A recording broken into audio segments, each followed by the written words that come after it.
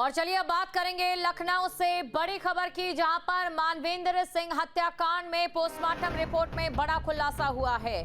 बेटे ने पिता की हत्या कर शव के 4 टुकड़े किए। पेट और पीठ पर करीब 8 इंच गहरे कट। रीढ़ की हड्डी नहीं काट सका कलयुगी बेटा। आरोपी ने बाथरूम में किए शव के टुकड़े दुर्गंध छिपाने के लिए इस्तेमाल करता रहा रूम फ्रेशनर। खून के निशान मिटाने के लिए दीवारों पर पेंट किया गया। बड़ी खबर आपको बता रहे हैं, पेट और पीठ पर करीब 8 इंच गहरे कट। और खबर पर अधिक जानकारी के साथ संवाददाता अविनाश हमारे साथ जुड़ चुके हैं। अविनाश, पोस्टमार्टम रिपोर्ट में क्या कुछ सामने आया है?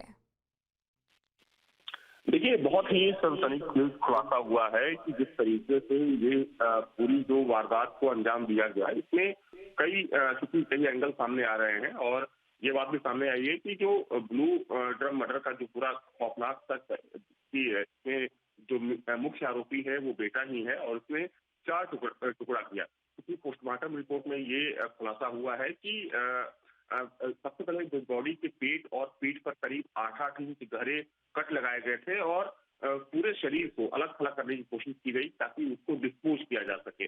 पुलिस जांच में ये भी बात सामने आया है कि आरोपी ने बाथरूम में जो डेड बॉडी थी उसके टुकड़े किए और जो स्मेल थी यानी कि दुर्गंध को छिपाने के लिए लगातार रूम फ्रेशनर का इस्तेमाल वो करता रहा ताकि जो आसपास के लोग हैं या फिर जो घर के लोग हैं उनको इसके बारे में जानकारी ना मिल सके।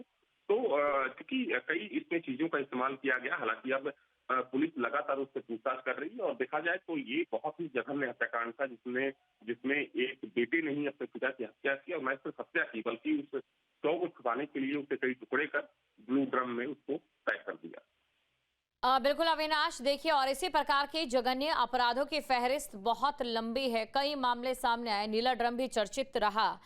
बड़ा सवाल यह है कि ऐसे लोगों की मेंटल स्टेट क्या दर्शाती है?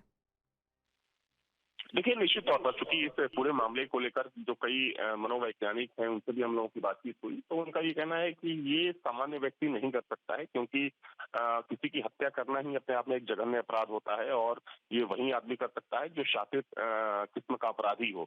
लेकिन उसके बाद हत्या करने के बाद अगर किसी की डेड बॉडी को डिस्पोज करने के लिए उसके टुकड़े किए जाते हैं तो ये एक गंभीर मानसिक बीमारी का परिचायक है। तो जाहिर तौर पर चूंकि हालांकि अब पुलिस पूरे मामले की जांच कर रही है और तह में जाने की कोशिश कर रही है। बिल्कुल, और ऐसे मामलों में अविनाश, क्या पकड़े जाने का डर बड़ा होता है या फिर जो इस प्रकार की जघन्य अपराध है उन्हें करने के लिए उनका एक ये कह सकते हैं कि किस प्रकार वो ये वारदातों का अंजाम देते हैं, ये कहीं ना कहीं किस तरीके की मानसिकता है?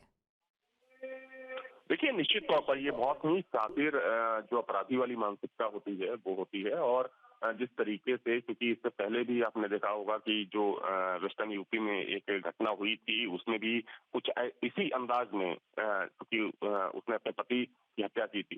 तो निश्चित तौर पर चूंकि जो पुलिस की टीमें होती हैं वो तह में जाने की कोशिश करती हैं कि आखिर मुख्य वजह क्या है। तो निश्चित तौर पर कह सकते हैं कि अगर इस घटना ने चूंकि कई लोगों की आंखें भी खोली हैं, तो जाहिर तौर पर हालांकि पुलिस जांच कर रही है और जांच में जो भी चीजें होंगी वो सामने आएगी। शुक्रिया अविनाश, तमाम जानकारी को दर्शकों तक पहुंचाने के लिए। तो देखिए, एक ही प्रकार के कई जघन्य अपराध और एक ही पैटर्न, ये बताने के लिए काफी है कि ऐसे अपराधियों का जो मेंटल स्टेट है उसका परीक्षण भी होना चाहिए। और क्यों इस तरीके के मामले लगातार बढ़ते जा रहे हैं, इस पर भी नजर रखी जानी चाहिए। आपके मोबाइल पर तुरंत आएगी ब्रेकिंग न्यूज, स्क्रीन पर सबसे पहले दिखेगी बड़ी खबर, देश दुनिया की हर खबर एक जगह। अब आपके मोबाइल पर तुरंत फटाफट इंस्टॉल कीजिए न्यूज नेशन ऐप और रखिए खुद को अपडेट।